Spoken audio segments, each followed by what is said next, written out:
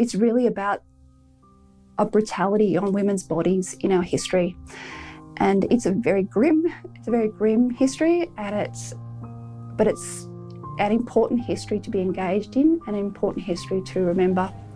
My name is Shannon Slee, and I'm a visual artist, and I work predominantly with textiles and craft techniques. Part of my practice is engaging with the histories of women. I'm interested in making connections to their experiences and relaying or reconnecting with their conditions through the use of textiles. My practice is really interested in how fabrics are a cognizant material, meaning that we have links to them in ways that are very personal, and that these personal links can cross across time, across generations, across a class, across ages. And so I use fabric predominantly because I'm interested in that physicality of textiles and how we can connect with stories through this shared experience of fabrics. These are women's stories, and they're very much the woman themselves is silent, and so the story is being told by these male, very important, powerful male figures about this woman's experience. So that's what I'm finding quite hard about it.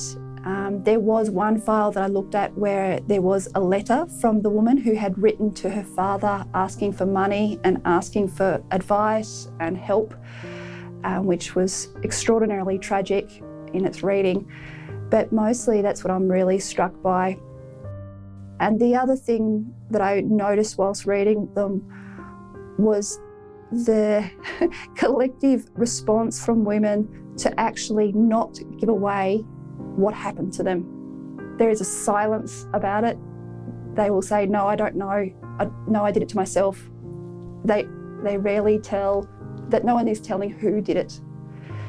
What I always knew at the same time, that these were the women who were found, and these were the women who had deposition files, who had files on them that had been investigated. So I think none of us really have any idea, do we, about how many women were found, and that inquest didn't occur. So yeah, I think the scale of death in women in this situation must be extraordinary in our history. A common kind of theme seemed to be, women who would seek help elsewhere from midwives or an underground source. And also like these concoctions of different things, gin and vinegar and Lifebuoy soap, and using syringes. And well, then they would become quite unwell, and sepsis was the cause of death. And sepsis is a poisoning of the blood, and reports talk about women's mouths going blue and around their nose going blue, and then going off to hospital. And there was a whole ward at the Royal Women's Hospital where women would go, was in order to try and help save the woman.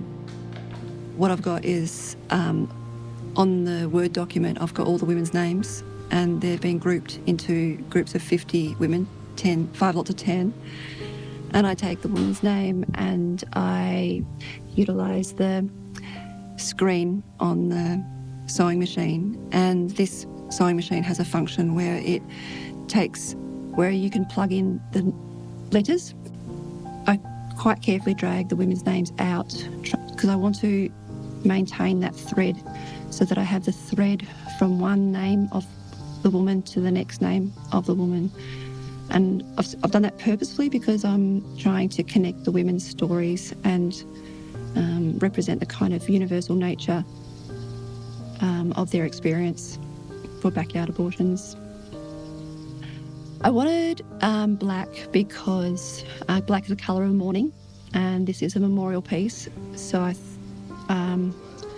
did think about other colours, but to me black holds colour, and it's a place of rest or grievance or reflection.